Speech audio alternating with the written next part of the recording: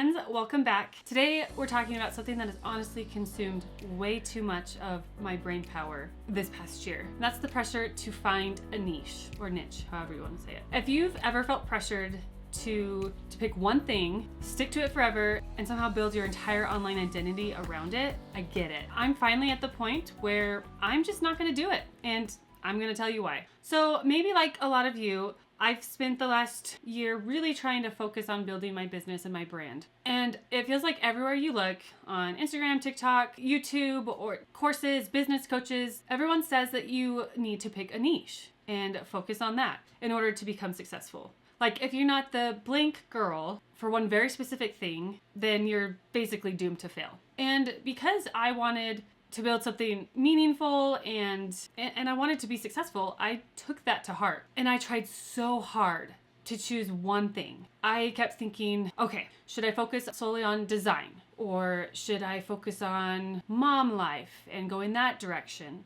Maybe I should go all in on Etsy because I have so many Etsy stores. Or maybe my niche needs to be photography because that's always been a passion of mine. The list just goes on and on. But the problem was the more that I tried to squeeze myself into one of these boxes, the more claustrophobic I felt. It just was feeling off. And here's the thing. I'm multi-passionate, or some people say multifaceted, you're multi-hyphenate. I recently heard the term slashy, which I actually really like. So I consider myself a slashy, but I've just always been this way. Ever since I was a young kid, I have always been into so many different things. And I've been told by many people that I'm passionate, and many people have even said too passionate, but that's a discussion for another time. I honestly get bored if I do the same thing over and over. I need to have these multiple passions because that's the type of creative that I am. And I don't think that makes me inconsistent. I think that it can actually even help my creativity if I do it in the right way. So then every time I was just trying to force myself into this small box, I started to think that my creativity and my passions and everything, it was a problem. That me being multifaceted was a problem that I needed to fix. And I just needed to suck it up and I just needed to pick something. It made me think that my creativity was like a problem to be solved instead of the thing who makes me who I am.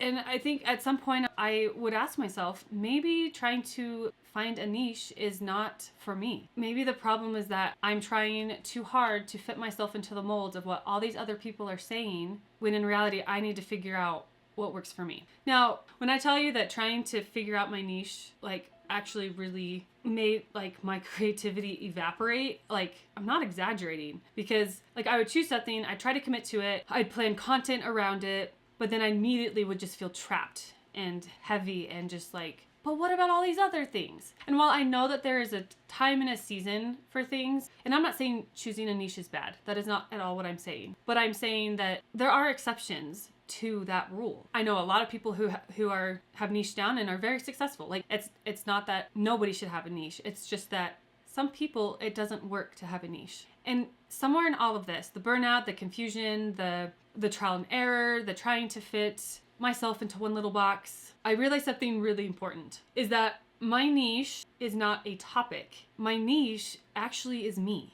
It's the way that I talk about creativity. It's the way that I see motherhood. It's the fact that I'm multi-passionate and I have a lot of these different side hustles or these different things that I'm exploring. It's my story, my journey, my perspective, my voice. I think that's probably the case for a lot of people. Like we might think that their niche is a topic, but really their niche is them. And it has evolved over time and it builds. But I don't think people don't follow you necessarily for the perfect niche. Maybe some do, but most of the time I'd say that they follow you because something about you resonates with them. They feel themselves in you, or they see themselves in you. And the moment that clicked, everything kind of just like, it just made sense. I don't have to choose one identity. Like I can choose to be myself and trust that the right people will still want to stick around. And I think too, you would find like if you really sit down and list out all of your passions, everything that you love, I think there's always a way that things can work together. I mean, if you look at a lot of my passions, all revolve around creativity. So if we're trying to be specific of like my niche, then we could say that my niche is maybe creativity. But I think really, I mean, it's me, and the things that make up me happen to all fit in this category.